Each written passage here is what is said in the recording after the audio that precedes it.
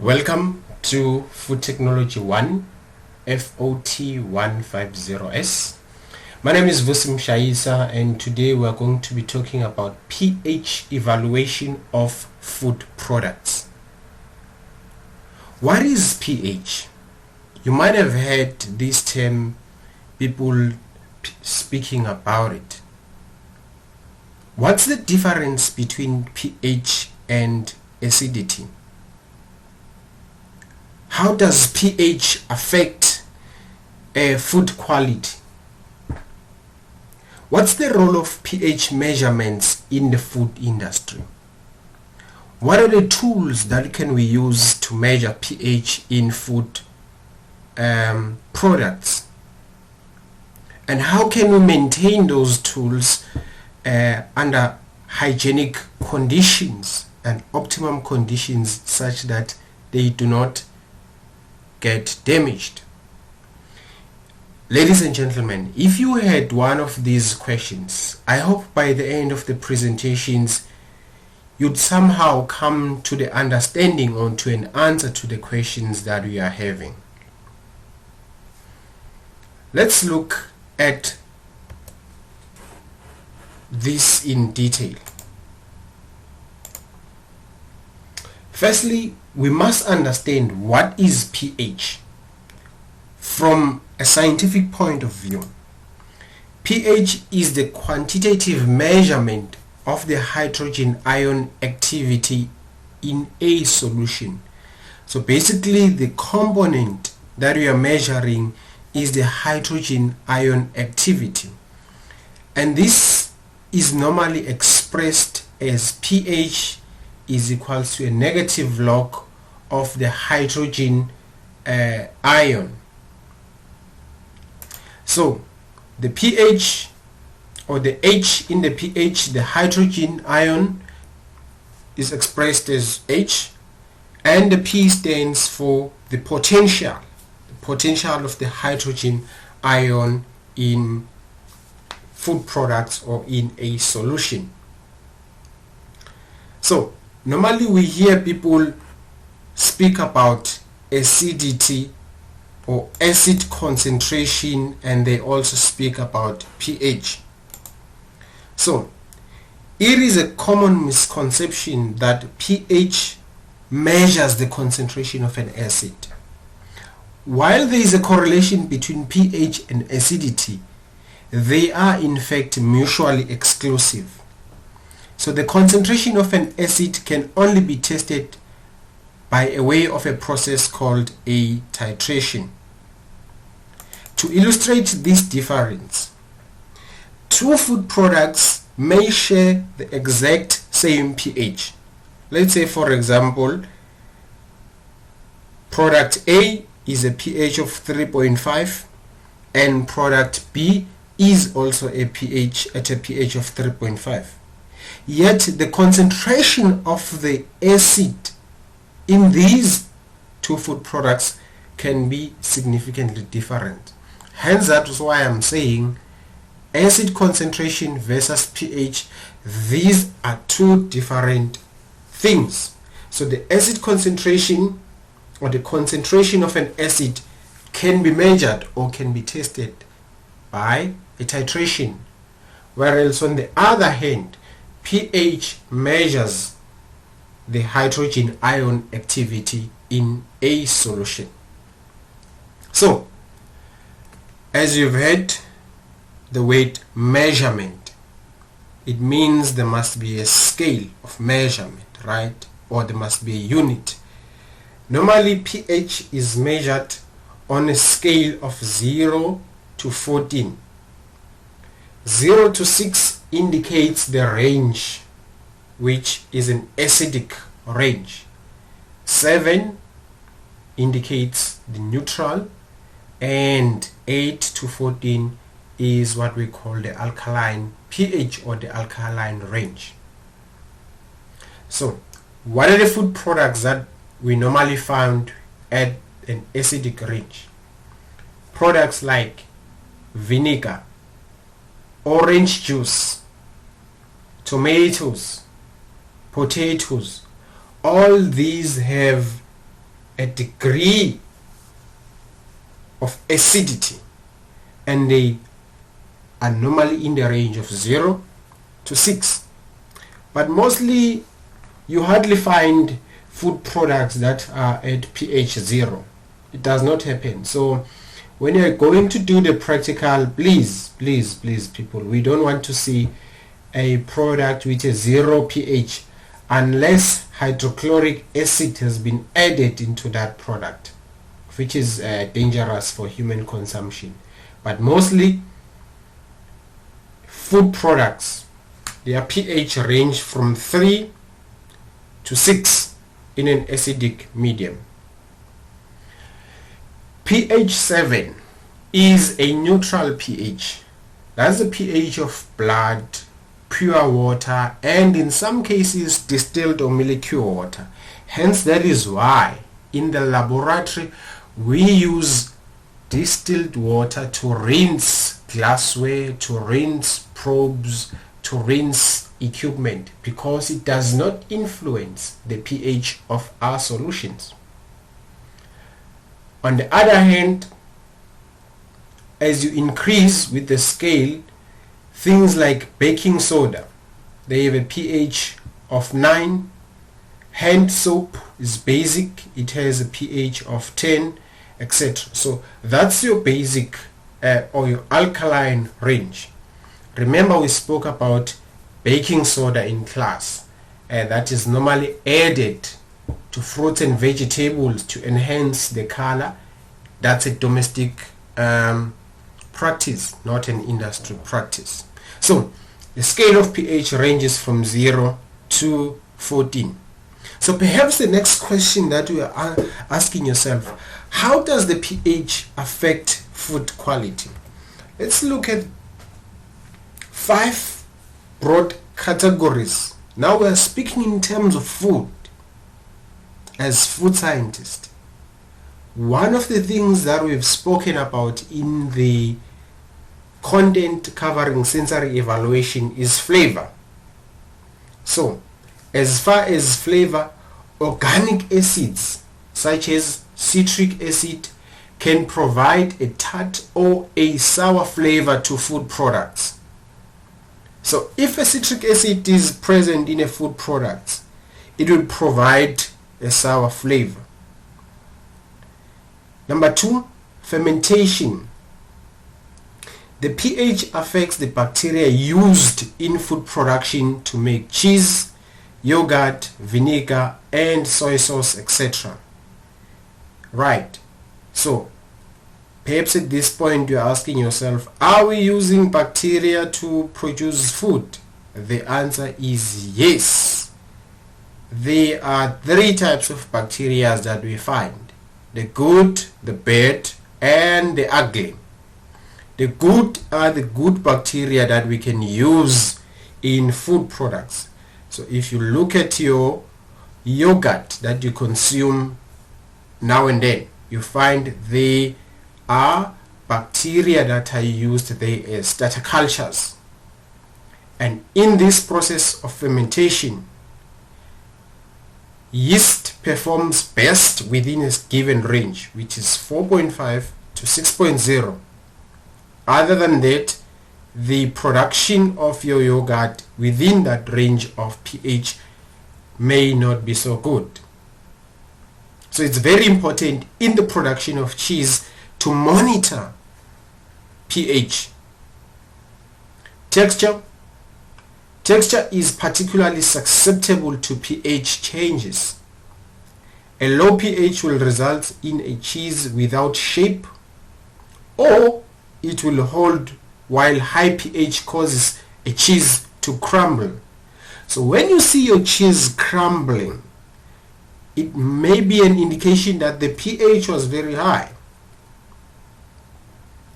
Number 3, pH also plays or affects food quality in terms of appearance. The pH plays a role in haze formation and it contributes to pigment. We've already covered in class the section covering pigments that are found in food products And one of the class that we spoke about is anthocyanins, which have red pigments that are found in berries, and these will turn blue, green or yellow in alkaline conditions. So you see that as you change in your pH in a product that contains anthocyanins, they will turn blue, green or yellow.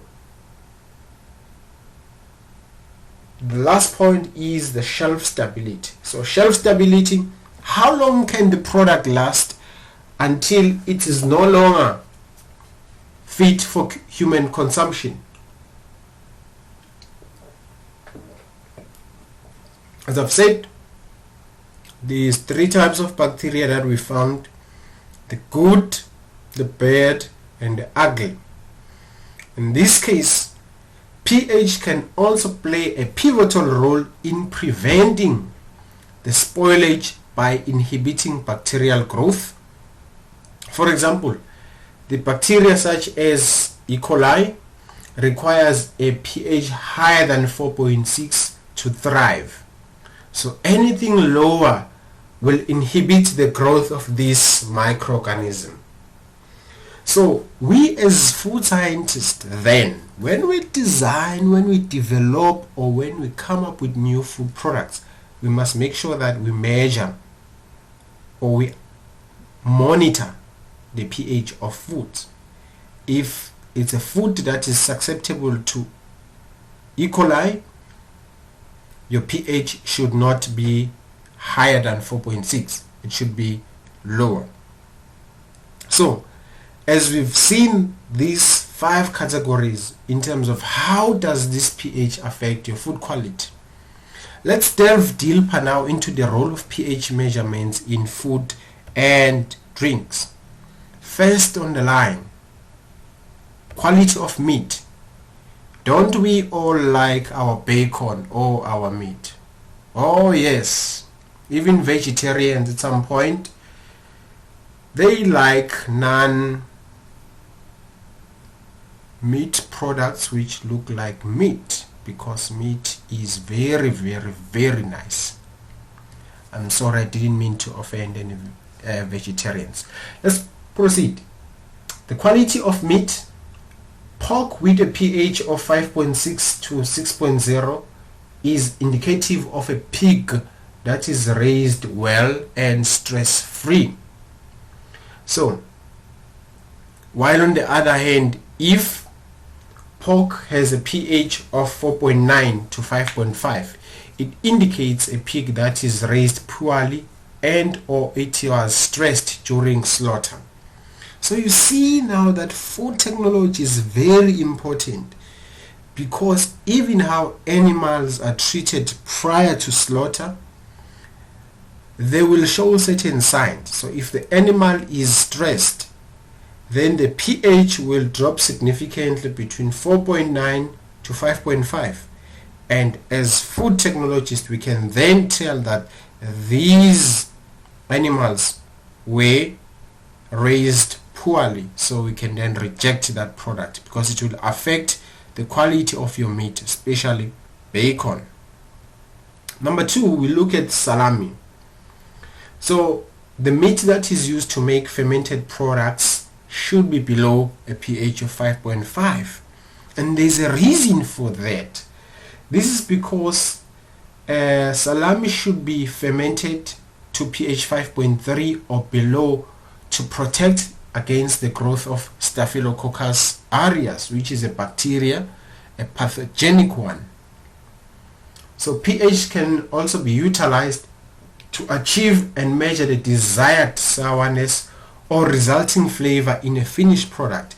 You see that now flavor comes out again, right? So pH may indicate the flavor of the product. So as food technologists, you need to maintain or monitor pH in your food products.